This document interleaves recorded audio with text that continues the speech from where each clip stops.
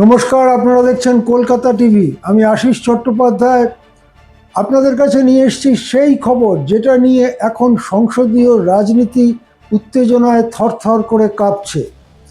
শাসক পক্ষ ঠিক করেছে সংবিধানের 131তম সংশোধনী বিল তারা সংসদে পাশ করাবেই। এই বিলে কি আছে?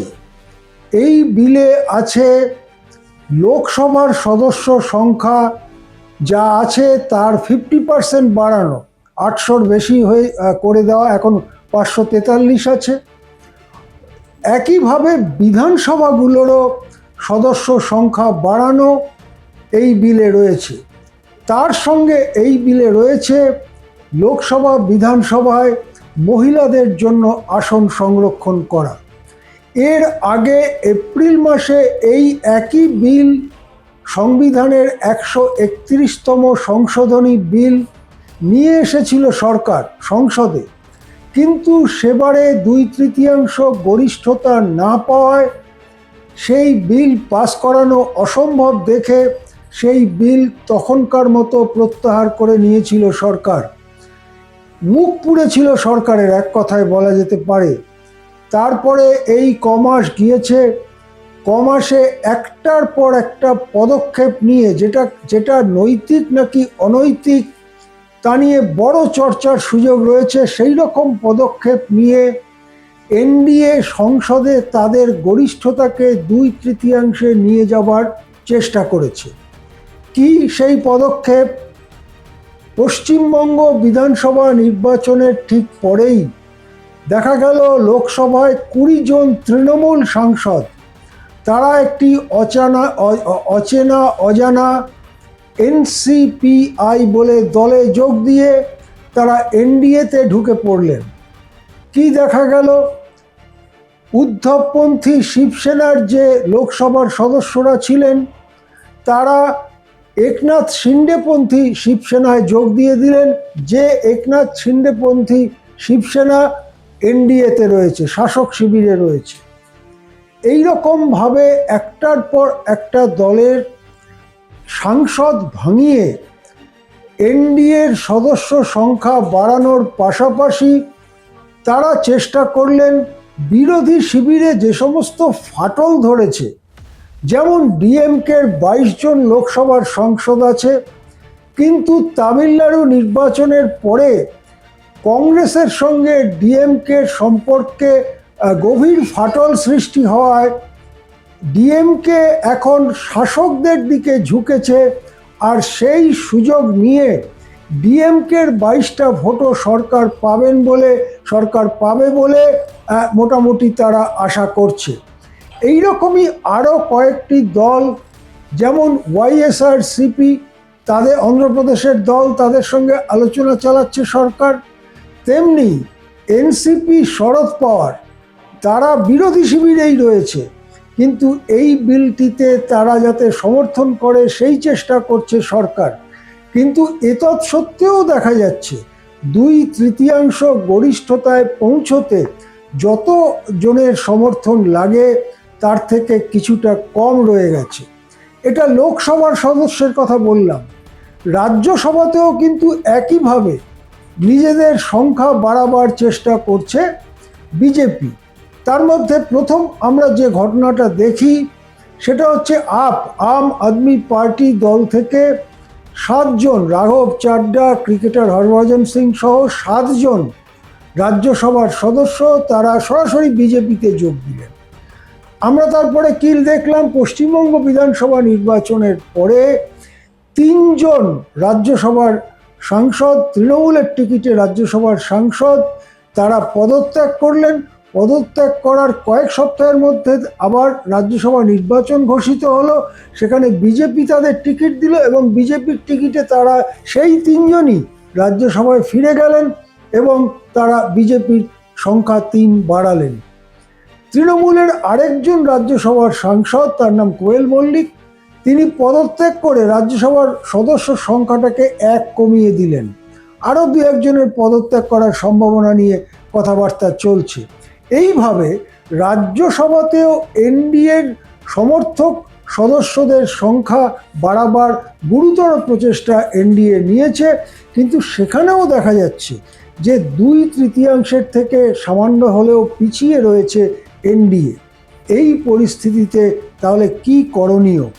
আবার যদি সংসদে বিলটি পেশ করে 2/3 গরিষ্ঠতা না পেয়ে হেরে যেতে হয় সরকারকে, তাহলে একেবারে মুখ পুড়বে নরেন্দ্র মোদী সরকারের। বিশেষ করে উত্তরপ্রদেশ নির্বাচনের আগে এই রকম একটা পরাজয় কিছুতেই নিতে পারবেন না শাসক শিবির।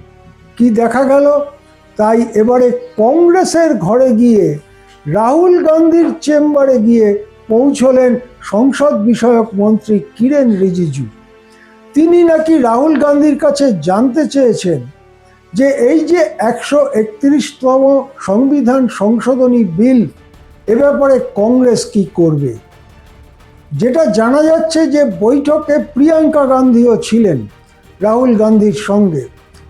কংগ্রেস থেকে যেটা বলা হয়েছে যে মহিলা সংরক্ষণের ব্যাপারে তাদের আগেও কোনো আপত্তি ছিল না, এখনো কোনো আপত্তি নেই, কিন্তু লোকসভা এবং বিধানসভাগুলোর সদস্য সংখ্যা বাড়ানোর ব্যাপারে তাদের খুঁটিনাটি অনেক প্রশ্ন আছে, অনেক ভালোভাবে বিচার করে দেখতে হবে। তারা এক কথায় এই বিলকে সমর্থন করতে পারবেন না। তার সঙ্গে রাহুল গান্ধী এটাও জানিয়ে দিয়েছেন, ছাত্রদের ওপরে পুলিশি হামলা নিয়ে স্বরাষ্ট্রমন্ত্রীর বিবৃতি দাবি, রাম মন্দিরের প্রণামী চুরি নিয়ে প্রধানমন্ত্রীর বিবৃতি দাবি ইত্যাদি ব্যাপারে তারা যেমন সোচ্চার রয়েছেন সংসদে, সেই একইভাবে তারা তাদের কাজ চালিয়ে যাবেন, এটা কিরেন রিজিজুকে জানানো হয়েছে। যেটা জানা যাচ্ছে, কংগ্রেসের সঙ্গে কথা বলার পরে কিরেন রিজিজু কেন্দ্রীয় মন্ত্রী, তিনি এই ব্যাপারটা স্পিকারকেও জানিয়েছেন এবং অন্যান্য সরকারের সর্বোচ্চ পর্যায়েও জানিয়েছেন। সব মিলিয়ে এখন হিসেব নিকেশ করা চলছে।